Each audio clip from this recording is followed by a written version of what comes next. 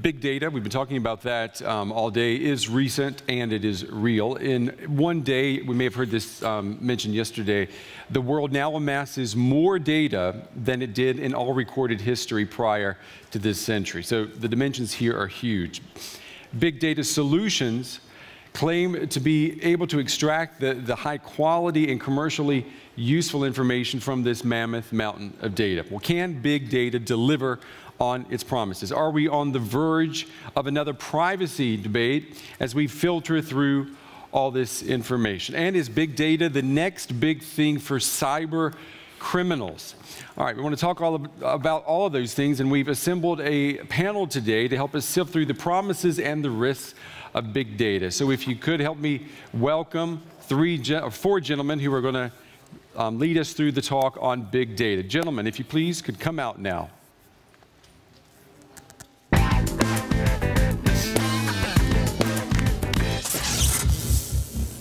Mr. Reger, hi, nice to see you. Good to see you. Gentlemen, good to see you again. Hey, how you doing? All right. So we'll do a quick rundown, introduce everyone.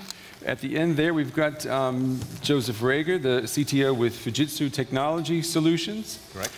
And beside him, we've got Reimund, the CTO with Trend Micro, and beside him we've got Daniel Fallmann, the founder and CEO of Mindbreeze Software, and next to me we've got Steffen, the CEO of Exasol, correct? Correct. All right, let's talk about the promises of big data. And I'll ask all of you maybe to answer this, or just go through the line here. Are we expecting too much from big data right now, or are the expectations in line with the reality? Mr. Weissbarth. I think we are expecting the right thing. Big data is quite a big opportunity for all of us because there is so much value in that data. And we, as the industry, we have to find some ways to deliver that value to our customers. Okay. Mr. Fallmann? Yeah, I think that big data and the applications in the background are able to deliver extreme value today to companies and people out there. Nevertheless, I think it's just a path, it's the beginning of an evolution that's starting right now. I have read a lot of articles around the CeBIT where people compare big data and the shift it can deliver to the information age, like the upcoming of the PC. And I think that's a really important thing. We today don't even know what all the use cases around big data are. Mm-hmm. There are just a few very well-made applications that deliver great value. Okay. But what's possible, I think we don't even dream of today what's possible in the future with all this data in the background. All right, so we're basically just at the tip of the iceberg right now. Yeah. Okay, Mr. Geddes. We use big data since 2005, big data analytics, and it's extremely useful to protect our customers better, but you shouldn't underestimate how expensive this is.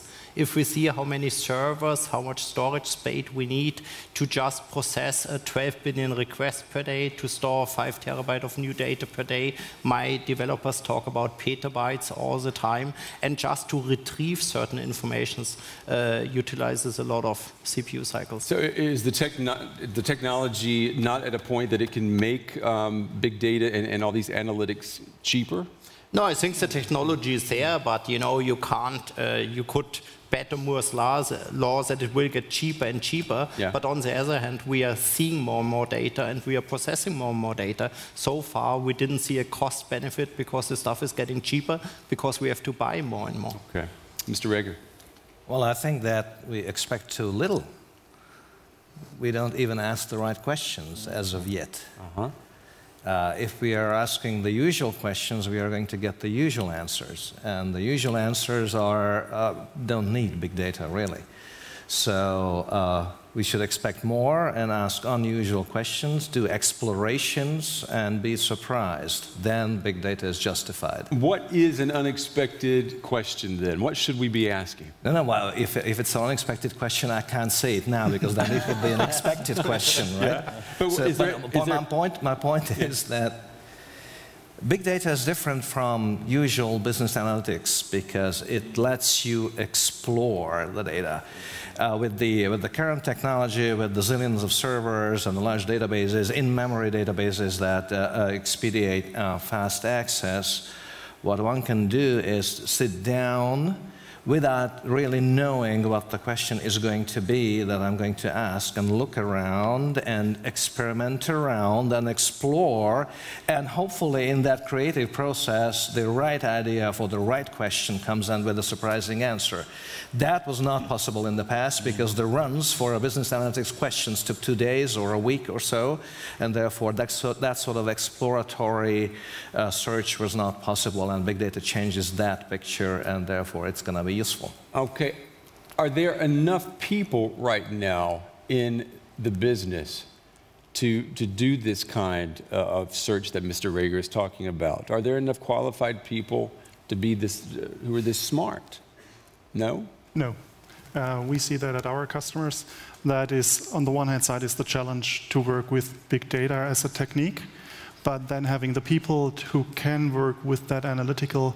So we are talking about not only the business analysts right now, we are big data analysts, and we talk to customers. They thinking about founding universities to get people out of the universities to help them in that data exploration journey. So there aren't enough people studying the right things, yeah? The reason is easy, I guess, why there are not enough people, and I absolutely agree. There aren't enough people today. But I think the reason is that the whole industry, the shift today that we see with big data, with bringing meaning to information, just as it's just the starting point of what's possible.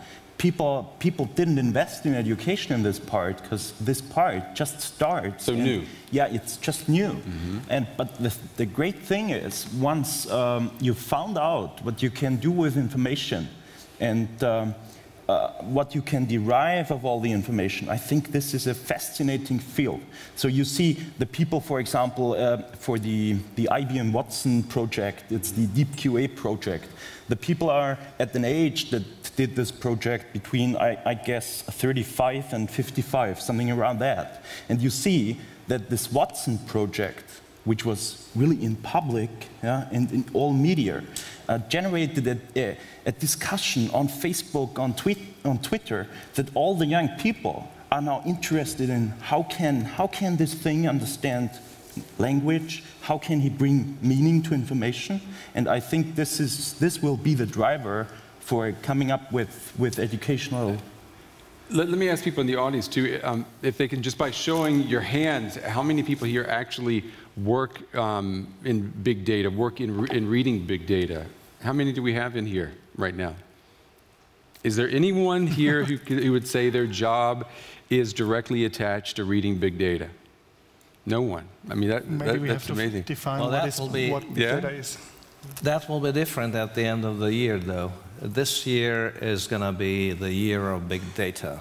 By the end of the year, if you are not conversational about it and you cannot claim that you have a project in your company, you're going to be not interesting at the parties. So last year it was cloud. Cloud is still important, and in fact, I don't know whether we ever get to that, but it's an implementation platform for big data. However, big data is the big topic this year, so by the end of the year you've got to gear up and everybody will be talking about big data. There will be enough people by that time.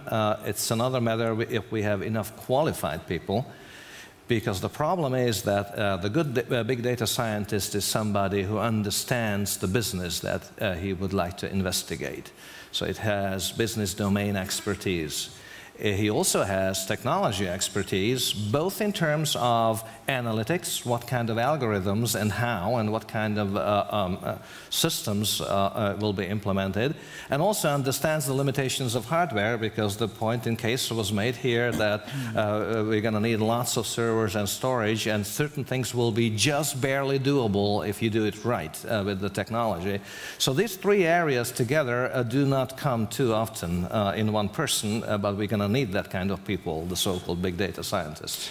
Mr. Reger, new big data tools, do they make analytics much more affordable? I mean, if they do, is this a boom time, or is this good news for example, for nonprofits? It is, but not because the tools are becoming affordable. The tools are becoming affordable, and that's good. And partly they are becoming affordable because a bunch of them is from the open source domain, not all of them, but a lot of them. I think that the big difference will be made by the wide availability of data in the market. So you can tap into weather data, historical data for any kind, marketing data of any kind. And as we mash together all these different data sources, that is one of the big advantages of big data, that we can do that.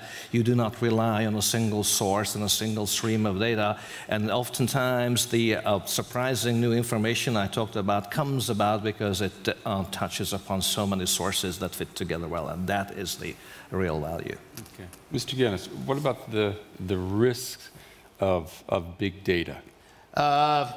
You could see it as a risk. You also could see it as a benefit. For example, we are not using our internal databases, which of course we need to make available, and for this we have some data analysts.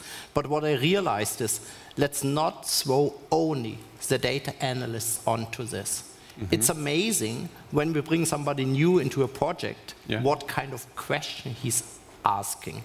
Sometimes we didn't expect that we even could find an answer based on these questions, but we could. And it's a risk to use the data or misuse the data. So, for example, what's in at the moment and very much used by governments, by Department of Defenses, is open source intelligence. Because people reveal an amazing amount of data in the internet, sometimes too much, and this could be used against them.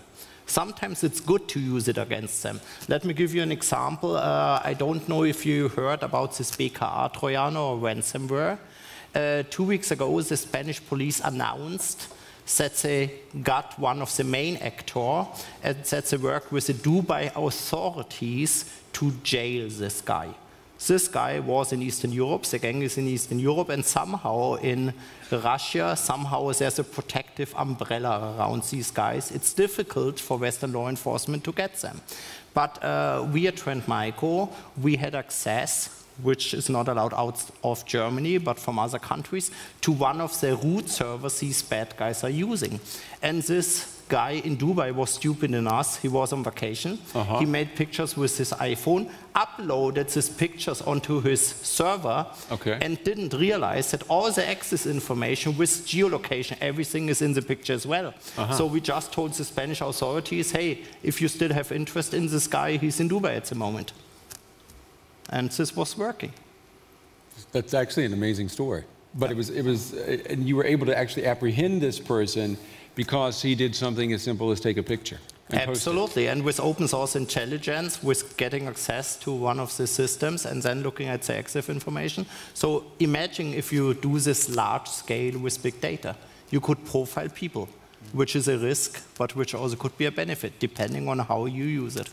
Is big data, could we say that it could be the new haven for cyber criminals? Is this an area that cyber criminals could use, could wreak a lot of damage with? The more data we store, the more vulnerable we are if somebody's getting the data sets. I'm thinking about, intellectual property, especially Germany here is a prime target because we create a lot of intellectual property every day. Number two, when you store this all, when you rely on the data, what happens if somebody hacks into the database? What happens if somebody just alters a few values, solves some documents, and based on this you make wrong business decisions by being blind and relying on the data? So you definitely could cause some damage or change something. There is another interesting aspect here. So with the methodologies of big data, with the technical equipment and the new methods for analytics, it is actually possible to break into the systems of a company and actually do not steal the data. Just run an analysis for it, and with the proper equipment, in some cases that's a matter of minutes, not weeks. So while in the old days you had to steal the data and try to analyze them and massage them, you don't have to do that now. You break in, run on their equipment, your idea, your surprising question that maybe the company didn't have, get the result and disappear in 2 minutes. There's no long data transfer that one could detect and catch the guys because it's so quick. Well, they haven't really, they haven't really stolen anything. Well, they have, because they have stolen the information that's in the data. Now, I don't know how the legal system deals with that, because they are not stealing the data. They are just looking at the data, and that's maybe not permissible in some countries, and therefore it will be very difficult to fight that kind of a crime. It's certainly, we all have the feeling that this is not right, but if the criminals are smarter than the people who own the data, that they can actually steal stuff from companies that the companies do not possess. Yeah. And is it possible that the companies don't even know that they've been hit? Oh, yeah. In Germany, since 2007, it is a crime, but the problem is that, you know, cybercrime is global. Yeah. So if you know that it's illegal to do this in Germany, you definitely do this from outside of Germany. And you say cybercrime is global, but can we talk about geography here? Are there countries where you're going to find more big data criminals? I would say they're everywhere. You know, at the moment everybody is blaming China based on the recent Mannion report and so on. But actually, when you look at the threat landscape and how the attacks are conducted, actually I'm more concerned about Russia, Eastern Europe, because the guys are more sophisticated. So we see a lot of attacks coming out of China because maybe they are too visible. We see something very sophisticated, including running analytics, coming out of Eastern Europe. And you shouldn't underestimate, for example, our allies, the Americans, for example, because they also do this. We recently just did a honeypot with a water pump control system in a small city in the US and just measured who was attacking it. And it was not just the Chinese. It was the Americans and the British people as well. And the most aggressive attacks we actually saw out of Laos, which we wouldn't have expected. And where were the honeypots? The honeypot was in the US simulating a water pumping station of a small city of 8,000 people. And there were attacks coming from within the United States as well? Yes, as well. Yeah. Let's talk about geography for a second, Mr. Fallmann. You were telling me earlier that when we talk about data warehouses, for example, it does matter physically where these warehouses are. I mean, everyone's talking about things being in the cloud, but customers want to know where what the physicality is. This is exactly what already was mentioned, because it's just we don't have this global laws in place that make sure what happens if I, as a European company, have my data in the US. Which laws do apply? Who has access to this data in which cases? So there is no global law construct that makes sure that this is a in-place working system. So customers that we have, for example, absolutely care that their sensitive data, governments, for example, or financial institutions, that their sensitive data stays, point one, potentially in their own data center with a private cloud solution, or in the cloud, at least in the country where they are, with highest security levels. And that's something that's defined, of course, the security levels of data centers. For example, this goes up to a level 4 in Switzerland, where you really have, in a bunker of the army, you have a very big data center there. And they really care about the data, back up the data, make sure that the data is secure, do audits on a very frequent basis. So there are use cases for it, but I think that the thing that's missing today is really these global rules, this global laws that make sure that I, as an Austrian, know what happens with my data in, for example, in the US at Facebook, at Google. What are they allowed to do with my data? Well, there are different cultures surrounding data protection, right? There are different cultures, and there's also a generational difference, isn't there? Absolutely. If you look at the kids and the teens, they are not having these thoughts. We are thinking about data security and data privacy. It's amazing what is stored and what is published in Facebook. So this generation do not share our fears, maybe. But I totally agree. We should have the same a kind of rules that we are all working on. So working with the Bitkom, we have a lot of discussions about data security and data privacy, but we also say to our politicians, we are not working alone in the world, so we have some equal standards if we're thinking about data security, about big data, and it's maybe a competitive disadvantage, then we have to discuss that at least. Do you gentlemen, I mean, I'll paint a very dark picture here. Do you think that we're going to have some type of serious cyber attack with physical fallout, physical damage, loss of life, before we get an international drive to come up with rules that the whole world agrees upon?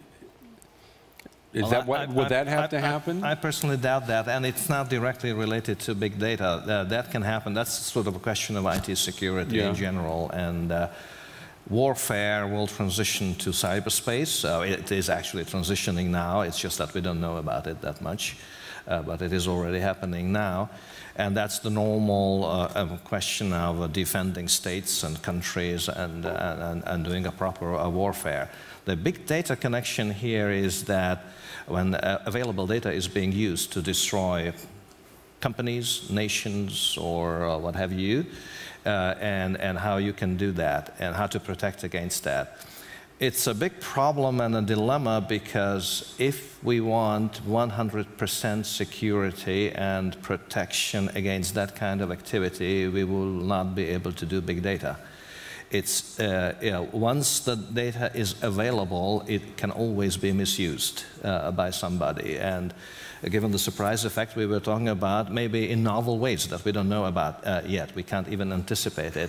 So I'm not a big fan of trying to put together some international scheme and prohibiting everything, because that must be the lowest common denominator. In fact, it will prevent using the data that's out there. So somehow, as mankind or society, we will have to find ways of maybe dealing with the issues that people in their lives, at different stages in their life, they are willing to share other types of information as in some other phase of life, or to another extent. I'll give you an example. It is very obvious that with the help of big data type of analysis, one can help the elderly to live a meaningful life, even if they're actually having difficulty to live in their own home. So with the methods of big data, you can help this, what they call assisted living, and they can live in their own home for longer. That saves money for society and gives them a more enjoyable life. So it's very desirable. But obviously for that, they will have to have less privacy, because there will be some kind of a surveillance based on their home and the data that are connected to their lives. And I can imagine that somebody at that stage and at that age is willing to give up a part of privacy for just being able to survive in their own home, while a younger person in his 20s or 30s would never dream of doing that. So I'm an advocate of having contracts for how to use my data, contracts that automatically expire, so that if I don't do anything about it, they will be eradicated after an amount of time. And then I am, as an individual, able to adjust the kind of contracts I'm holding with the publicity, sort of, and adjust that to my needs in that particular phase of life. And is that realistic, that we can have contracts that when contracts expire, the data that is represented by these contracts will then be deleted forever? It's very difficult in days of internet where everything is cached in. However, there are technologies around, digital rubber and expiration dates attached to images and files and stuff. There's a lot technology can do if there is desire to implement it. Okay. Yeah, I mean, I wonder about that. Younger people are willing, obviously, to share lots of data about themselves. And I wonder if in the future, 20 years from now, will we have a generation that will be in a huge state of regret that they disclosed so much. I don't think so. I recently talked with, that's US, with millennials in US. This is this young generation. A lot of them, very experimental, doing startups.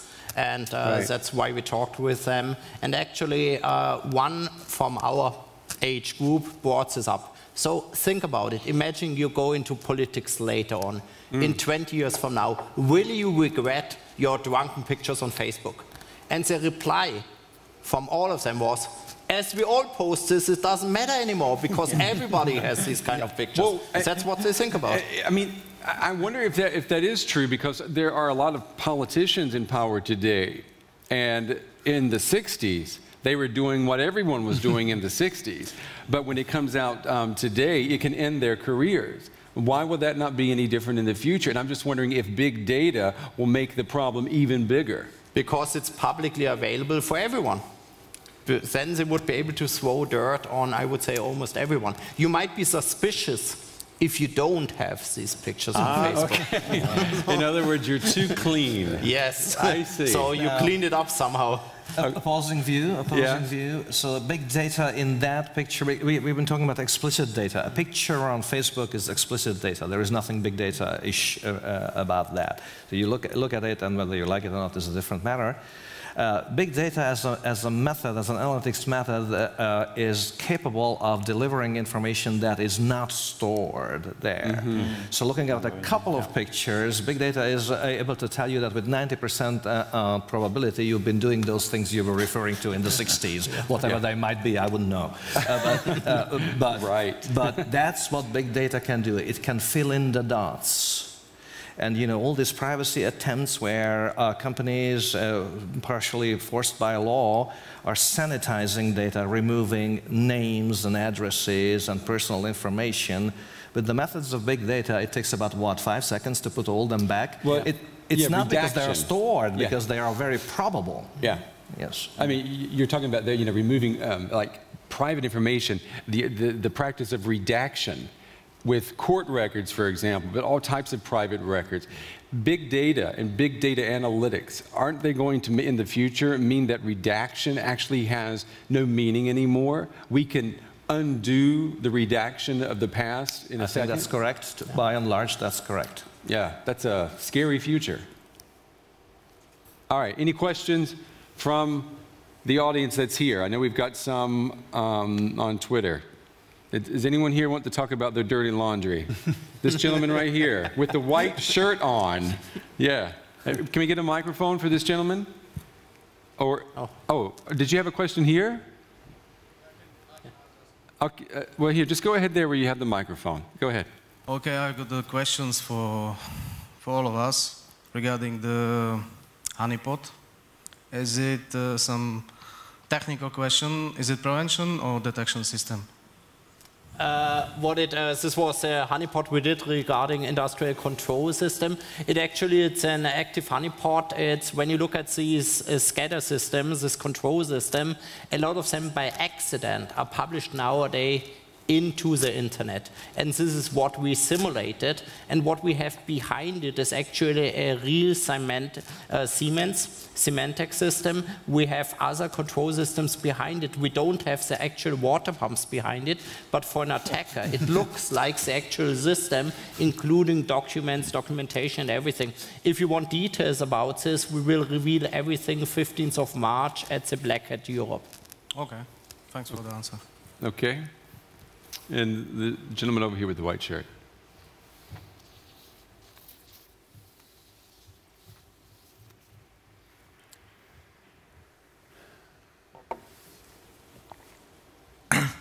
Sorry for my voice. I lost it just a day back or so. Big data, typically the way I would see is like, we don't need to be paranoid about losing information, because big data is normally about like analyzing over millions and trillions of data, and you don't need to be specific about what is the name of the person and all. You can mask all of it.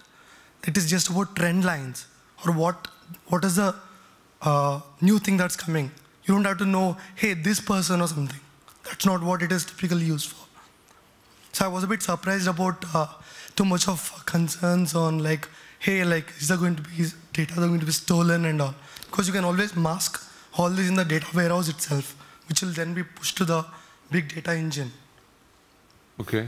Did you? So yeah. I could say, you know, we don't do marketing on the data, we don't do advertisement. Facebook, for example, needs to know the individual, so they definitely don't mask it.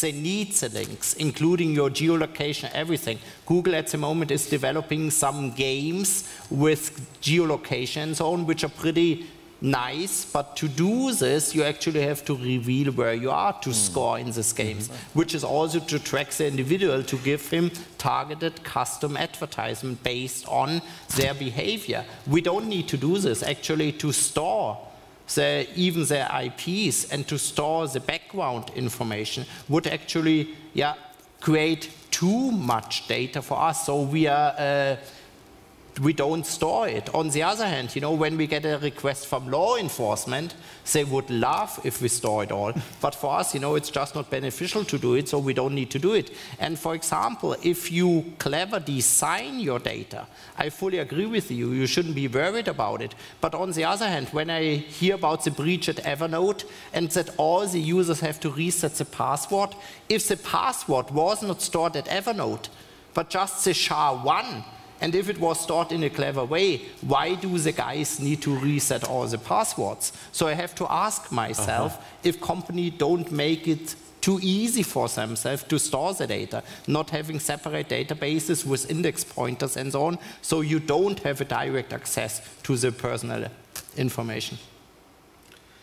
And I possibly misunderstood your question, but if there was an angle to it, asking whether masking and redacting and limiting information availability in some ways, whether that's maybe one of the paths we could take, I'd like to say that I'm very skeptical about that, because it's just too easy for large companies whose income is based on marketing to entice people into a situation where, even if they blatantly state that in general, I'm not going to store this and I can mask that for you, but if you want value-added services, and these are the things I could do for you if you volunteer the rest of the data also, if you accept it, press the accept button.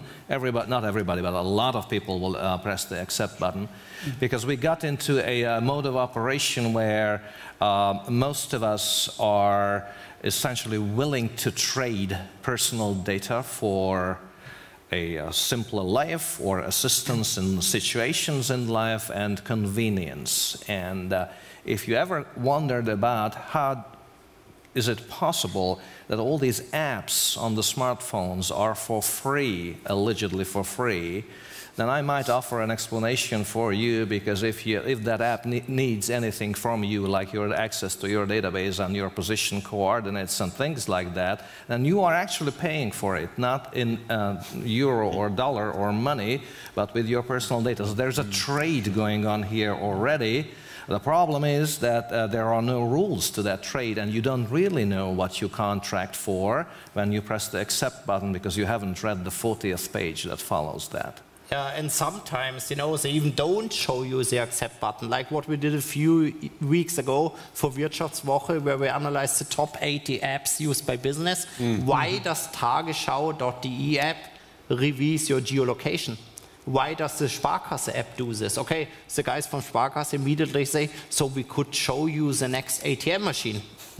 Well, that's a good excuse. Absolutely. But what about Tagesschau? Why did they need to know where you are? I don't know. I don't know, but also Sparkasse, you know, now based on this report, they now changed the app. So now at least, you know, you need to state, yes, I'm okay that you're tracking this. Before it was somehow hidden in the basic Android permissions, and the average user doesn't know what he... But aren't we creating a situation when we talk about asking for permission from the user? If we really take it, you know, another step further and another step further, are we going to cripple traffic online if we're constantly having to give permission for access to our data? I mean, isn't that the beauty of being online now, is that so many things happen without us having to consent? You need to find the right balance, but I still want to know, what an app is doing. But that's me. A lot of people, I agree with you, just would say, don't even bother. Yeah. I don't care. I want this free app no matter what it tracks. I think Dr. Reger was quite right. He said it's a trade-off. Yeah, there's no things such a free lunch. So that didn't change over the years, and it will not change with big data. Yeah, but I think a lot of people think the internet is a big free lunch. Yeah, but that's educational things, isn't it? It's education that you tell your children what they should do and what they shouldn't do, because they have to think what people then potentially do with their data. Yeah. So I wouldn't allow my son to write the location where he lives somewhere at Facebook and post it everywhere. But other things are just for comfort, because I activate geolocation for many apps, like the use case with the ATM. That's a great example. I would do that because I would love to consume the service in this way. Yeah. And if I don't, I would love to have the ability to say no. But nevertheless, the trade-off is there, but the benefit is clear there as well. And you, as a consumer, you are assuming if you let the Sparkasse know your geographical location, Sparkasse is not going to share that data with anyone else. I think that's the contract topic again. Yeah. Right? Yeah. It must be clear what happens with the data. It must be clear what happens in the data in the different country, and it must be clear what happens in the data at this company where I store the data. Dr. Reger, talking about this contract, there are lots of pitfalls here because we assume, the consumers, we assume a lot, don't we? Yeah, I mean, it's dangerous. We don't read I'm not saying the contract is simple. don't read. I just said the contract would be needed. I didn't say it was simple. Yeah, no, that's true. That's why I'm That's a mad. follow-up, Yeah. I think. The question? Yeah. Bonjour. Sorry for my English. My question is, in the field of smart cities project, prospective, which offered prospective scenario, which looks like data world, who should have the responsibility to protect this data? In smart cities. In the field of smart cities project, we should have the responsibility to protect all of this data. Okay. Who wants to answer that one? So, in many countries, the responsibility is already with the government because most of the data that is being generated by the sensors and the smart meters in the smart city environment is actually subject to a data protection of the telecommunication law. In Germany, you cannot just put your electricity bill or electricity consumption data onto the internet because that's about the same thing as breaking up somebody's mail. It's protected already by the law. And I think that in the case of the human infrastructure in terms of cities and transport and traffic systems, the society and therefore the government has to assume some responsibility in forms of strict laws and regulations. Because you see, what I do as an individual with my own data, that may be my own problem or concern. However, what happens with the infrastructure of a city, the water reservoirs or the electricity or whatever, that concerns everybody. So therefore, I think we need a strong governmental influence in there. We've got a couple of questions on Twitter. How can companies use big data if they can't even work with normal data? Yeah. Mr. Weissbarth. What we're seeing in reality, we heard about petabytes. But we, as a database vendor, we see often companies struggle with the traditional data sets. So we are not talking about polystructured and unstructured data. Sure, we have companies and customers doing the combination out of both systems, Hadoop systems, traditional data warehouses and data analytics.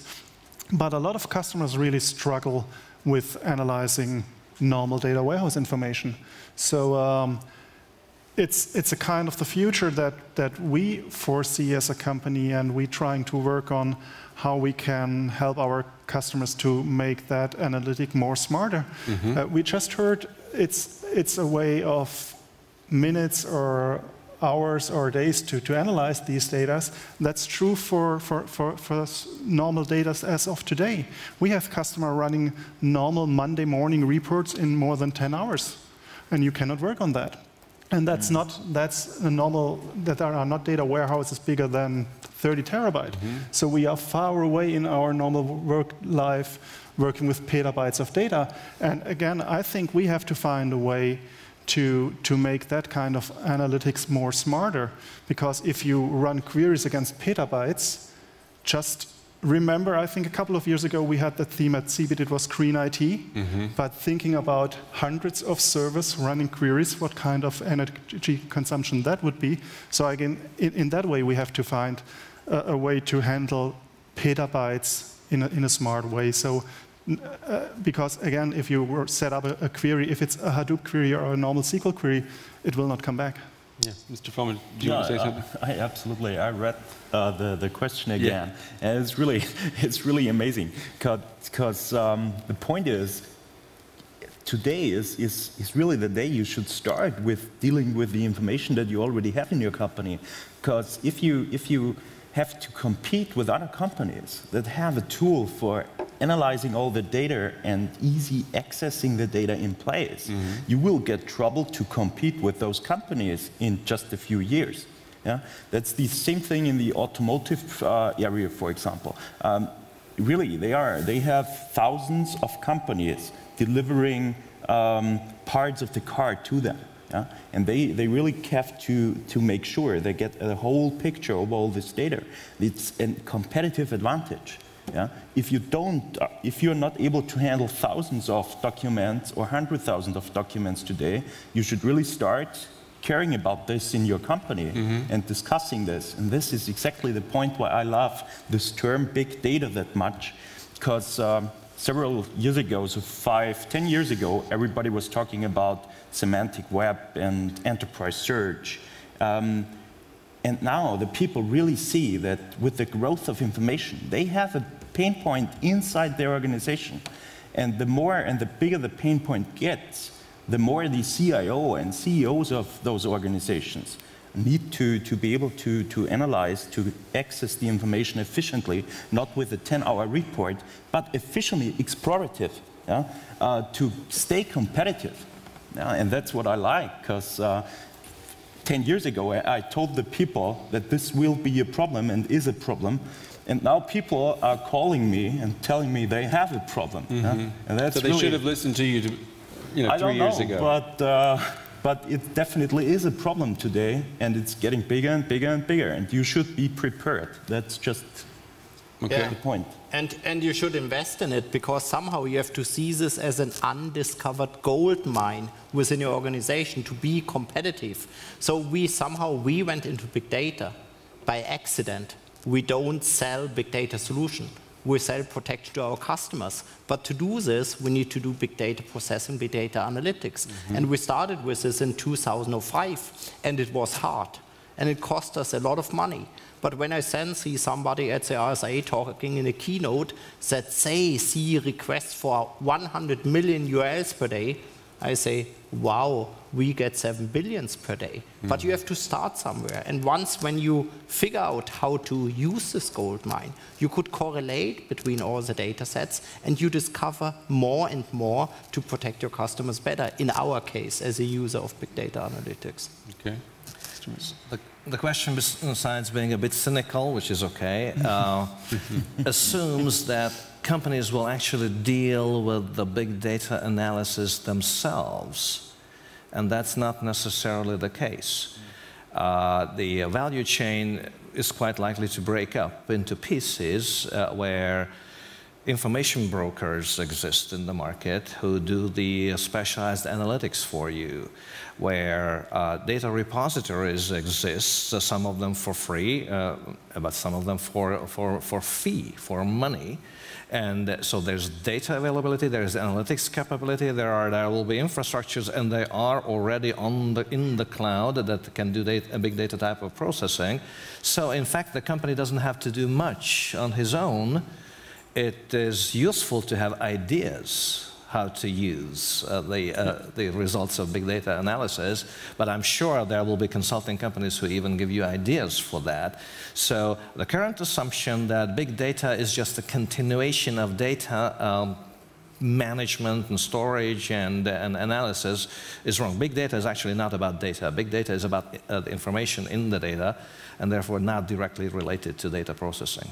Okay. We're running out of time, but before we wrap up, Dr. Reger, you had said that maybe people aren't talking about big data a lot now, but this year that will change. So let me ask all of you very briefly to tell us, what will we be talking about a year from now in terms of big data that we're not talking about right now? Dr. Reger, I'll let you start. I could say this panel was so smart, we talked about all aspects. No, on a serious tone, I will say that I think next year we are going to talk about how big data and cloud will be married. Okay. For me, it will be, and it was mentioned already, a shortage of data analysts who know how to ask the right questions. Definitely, this will be one of the hottest jobs on the market in 1 year from now. All right. Mr. Fallmann? I think that I love the big data and cloud very much, but I think that one aspect that we will discuss as well is how you can apply all the technologies in place, this tool chain, to use cases that we today wouldn't think of. Okay, Mr. Weissbarth? It's good to be the last one on that round because the people already mentioned, I think, the right topics. I think cloud and big data, the data scientist problems, and I think it's a part of our job to help our customers to find that way, to lead them. Okay. Well, gentlemen, thank you very much. That is going to wrap up our panel discussion. It's also going to wrap up today's center stage action. You can feel free to check out the power stage and the open stage. Right now, there are more discussions, including a workshop on creating the next big app. Tomorrow, we're going to be back here to talk about more mobility. We're going to talk about the death of complexity, believe it or not, and we're going to talk about sharing big data. So we're not through with big data yet. Thank you all for your attention. Have a nice remainder of the day. We'll see you tomorrow morning. Thank you. Thank you. Thank you.